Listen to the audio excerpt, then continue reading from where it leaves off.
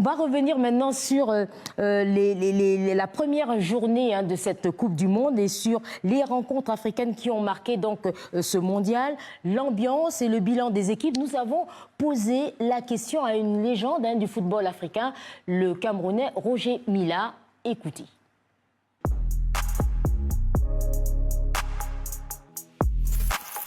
Les équipes africaines se sont très bien débrouillées. Celles qui ont rencontré les équipes difficiles ont perdu. Mais ça ne veut pas dire que la Coupe du Monde s'arrête pour eux, là.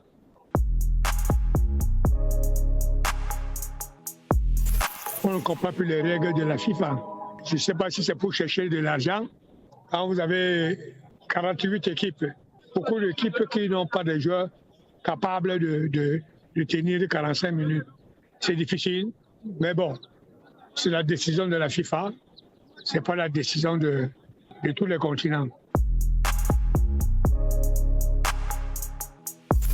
Ils ont décidé que beaucoup de pays ne vont pas rentrer dans leur pays.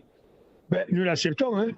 J'espère que lorsque une Coupe du Monde sera organisée en Afrique, on fera la même chose pour ces pays. Voilà, on vient d'entendre donc Roger Milla, ancien international camerounais. Alors Alain Giresse, il n'est pas tout à fait d'accord sur un mondial à 48 avec 48 équipes. Il parle également de toutes ces difficultés administratives. Est-ce que c'est un point de vue que vous partagez ? Alors, c'est un peu compliqué. Pourquoi? Parce que 48 équipes, ça fait beaucoup. Oui, ça fait beaucoup à organiser, évidemment. Qui plus est, là, vous voyez, il y a pas peu de pays pourront recevoir une Coupe du Monde. Il faut se partager sur 3 pays pour pouvoir. Et pourtant, vous avez un pays comme les États-Unis au milieu. Donc déjà, parce que sur le plan économique, c'est quelque chose d'énorme. En même temps, ça permet à des pays, comme on peut le voir, qui certainement auparavant, mais n'auraient jamais pu disputer une Coupe du Monde. On voit des pays, des petits pays du football qui, tout d'un coup, là, participent à une Coupe du Monde. Alors, c'est vrai, si normalement, c'est pour les élites, et les élites, on les trouve toujours les mêmes. Donc, ce qui est compliqué, c'est que, voilà, c'est qu'en plus, Roger Milla l'a dit, il y a des complications qui sont liées là où se déroule cette Coupe du Monde, ce qui est un petit peu regrettable. Donc, et ce qui est compliqué aussi, c'est pour les joueurs parce que c'est encore, on accumule les compétitions et que c'est pas facile parce que maintenant, les joueurs quasiment, les grands joueurs avec les grands clubs, ils ont très très peu de vacances. Donc, on va voir dans le futur comment ces joueurs vont pouvoir accepter leur corps va pouvoir accepter toutes ces compétitions. Franck, il y a certains amateurs de foot qui disent que justement avec ce mondial à 48 équipes, qu'ils s'ennuient, qu'il y a des matchs, le niveau est bas. Est-ce que finalement... C'est pas faux. Le niveau est quand même hétérogène. Force est de constater que le niveau est hétérogène, Liselor. On n'invente rien, on le voit bien nous-mêmes. Après, moi je suis aussi satisfait, heureux de voir certains pays accéder enfin à cette Coupe du Monde, grâce à l'augmentation à ce changement de format. Mais c'est pas simple pour les nouveaux venus parce qu'il faut apprendre, ou certains qui reviennent après une très longue absence. Il y a des matchs spectaculaires, il y a des équipes qui participent, mais ça me fait penser, si vous voulez, un peu aux Jeux Olympiques. On dit voilà, ces pays participent, mais bon, sans trop de chances de performer ou d'aller chercher la médaille. Et donc, de fait, il y a des sélections nationales qui sont là, qui participent, mais qui ne pèsent pas, et qui seront plus des juges de paix pour le goal average. Alors, voilà, il faut l'accepter, c'est comme ça. Ça a toujours existé, notez-le bien. Même dans un format à 24 équipes, on avait des sélections. Alain, il a participé à la Coupe du Monde, notamment la 82. La France a joué le Koweït. On ne peut pas dire que le Koweït était une grande nation de football.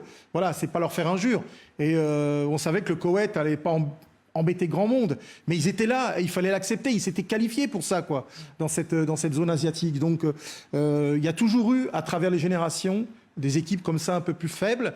Et c'est vrai que ce n'est pas ces matchs-là qui sont les plus spectaculaires ou les plus passionnants. Après, moi, je suis content d'avoir vu le Cap-Vert faire ce qu'il a démontré contre l'Espagne. Tout le monde, et notamment en France, tout le monde parlait mal des Toubaroy et Chazouich. Mais ils ont eu tort. Les requins bleus leur ont prouvé le contraire. Et voilà. C'est ça aussi, c'est la beauté du sport. C'est la glorieuse incertitude du football. Et moi, c'est ce que j'aime dans le football. C'est ça. Je suis sûr qu'Alain, il sera de même avis que moi, quoi. Et justement, tu me tends la perche parce que j'allais poser la question à Lassana. C'est pour quand même le Cap-Vert, pour Vozinha et les siens, Ryan Mendes, c'est quand même une formidable opportunité, ce mondial avec 48 équipes, dont 10 équipes africaines. C'est extraordinaire pour l'Afrique, pour le football africain déjà, avoir 10 équipes à la Coupe du Monde. On avait 2, 3, 5... Et même quand on avait 6, même quand on avait 5, 6, les premiers matchs, c'était fini pour nous. Et là, on a 10 équipes.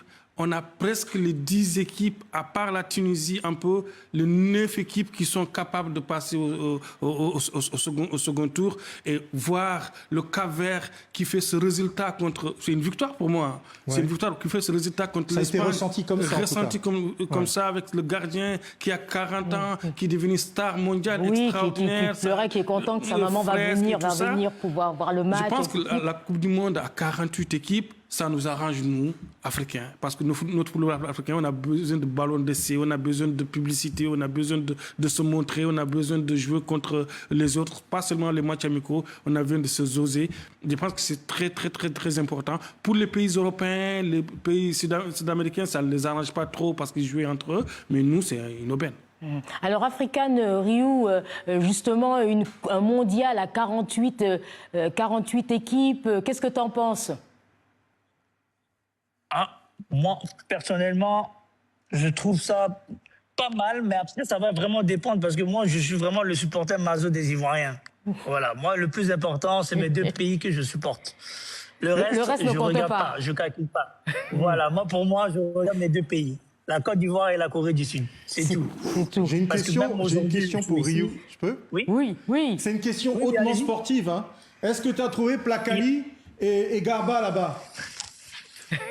Non, mais il faut répondre. Hein. Ok, bon, moi... Non, expliquez-nous, c'est quoi Plakali et Garba, là ? Ah, ça, c'est les plats de chez nous. En fait, je suis arrivé à Toronto à 14h, donc je n'ai pas encore mangé. Et je suis venu directement parce que j'ai une mission. Là, vous voyez le drapeau, là ?